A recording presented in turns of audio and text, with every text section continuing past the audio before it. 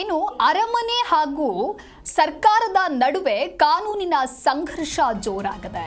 ಹೌದು, ಈಗಾಗಲೇ ಅರಮನೆ ಹಾಗೂ ಕಾನೂನಿನ ಸಂಘರ್ಷದ ಕುರಿತು ಮಾತುಕತೆ ಆಗಿತ್ತು. ಇನ್ನು ಅದೇ ವಿಚಾರಕ್ಕೆ ಸಂಬಂಧಪಟ್ಟಂತೆ ಸಿದ್ದರಾಮಯ್ಯ ಡಿಸಿಎಂ ಆದಾಗಿನಿಂದಲೂ ಹೋರಾಟ ನಡೀತಾ ಇದೆ. ಕಾನೂನಾತ್ಮಕವಾಗಿ ನಾವು ಇದನ್ನ ಎದುರಿಸ್ತೇವೆ ಅಂತ ಹೇಳಿ ಯದುವೀರ್ ಒಡೆಯರ್ ಹೇಳಿಕೆ ಕೊಟ್ಟಿದ್ದಾರೆ.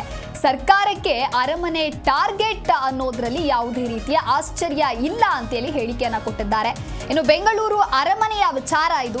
ಅರಮನೆಗೂ ಸರ್ಕಾರದ ನಡುವೆ ಬಹಳ ವರ್ಷದಿಂದ ಕಾನೂನಿನ ಸಂಘರ್ಷ ನಡೀತಾ ಇದೆ. ನಾನು ರಾಜಕಾರಣಕ್ಕೆ ಬಂದ ಕಾರಣಕ್ಕೆ ಅದೇನು ಹೆಚ್ಚಾಗಿಲ್ಲ. ಸಿದ್ದರಾಮಯ್ಯ ಮೊದಲ ಬಾರಿ ಉಪಮುಖ್ಯಮಂತ್ರಿ ಆದ ದಿನದಿಂದಲೂ ಕೂಡ ಈ ಹೋರಾಟ ಅನ್ನೋದು ಆರಂಭವಾಗಿದೆ. ಸರ್ಕಾರಕ್ಕೆ ಅರಮನೆ ಟಾರ್ಗೆಟ್ ಅನ್ನೋದ್ರಲ್ಲಿ ಯಾವುದೇ ರೀತಿಯ ಆಶ್ಚರ್ಯ ಇಲ್ಲ. ನಾವು ಸದಾಕಾಲ ಟಾರ್ಗೆಟ್ ಆಗ್ತಾನೆ ಬಂದಿದ್ದೇವೆ. ಎಲ್ಲವನ್ನ ಕೂಡ ಕಾನೂನಾತ್ಮಕವಾಗಿ ಎದುರಿಸ್ತೇವೆ ಅಂತ ಹೇಳಿ ಮೈಸೂರಿನಲ್ಲಿ ಸಂಸದ ಯದುವೀರ್ ಒಡೆಯರ್ ಹೇಳಿಕೆಯನ್ನ ಕೊಟ್ಟಿದ್ದಾರೆ.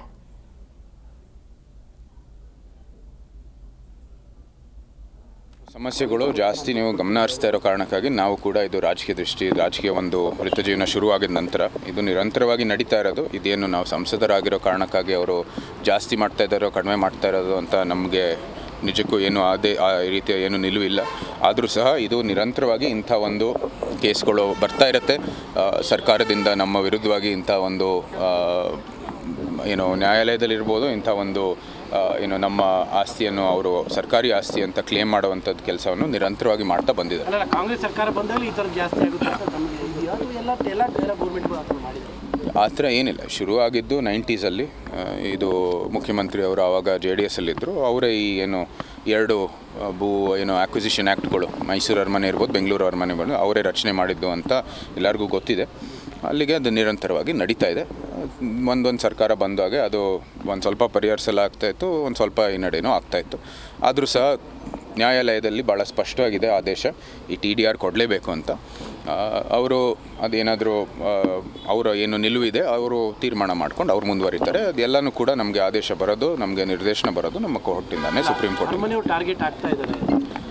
ಇದೇನು ನಾನು ಬಂದಿರೋ ಕಾರಣಕ್ಕಾಗಿ ಅದು ಟಾರ್ಗೆಟ್ ಆಗ್ತಾ ಇಲ್ಲ. ಇದು ನಿರಂತರವಾಗಿ 25-30 ವರ್ಷದಿಂದ ಆಗ್ತಾ ಇರೋವಂಥ ಅರಮನೆ ಇದು ಸಮಸ್ಯೆಗಳು ಜಾಸ್ತಿ ನೀವು ಗಮನ ಹರಿಸ್ತಾ ಇರೋ ಕಾರಣಕ್ಕಾಗಿ ನಾವು ಕೂಡ ಇದು ರಾಜಕೀಯ ಒಂದು ಜಿ ಕನ್ನಡ ನ್ಯೂಸ್ ಈಗ ನಿಮ್ಮ ಮನೆಯಲ್ಲೇ ನೋಡಿ.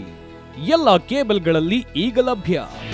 ನಿಮ್ಮ ನೆಚ್ಚಿನ ಜಿ ಕನ್ನಡ ನ್ಯೂಸ್ ಈಗ ಸನ್ ಡೈರೆಕ್ಟ್ ನಲ್ಲಿ number 292, Tata play number 1664, Jio TV number 1334, NXT digital number 30, in cable number 30, city networks 51, U digital number 162, GTPL number 17, Rockline telecommunications number 42, Shri Basaveshwara cable number 168, rural cable network 60, Vinayaka digital 57, Abhishek cable 821, city channel 53, Siddeshwara cable network 57, V4 digital Infotech 628, Surya digital networks 53, Gajanan digital number 836, Malnad Infotech private limited number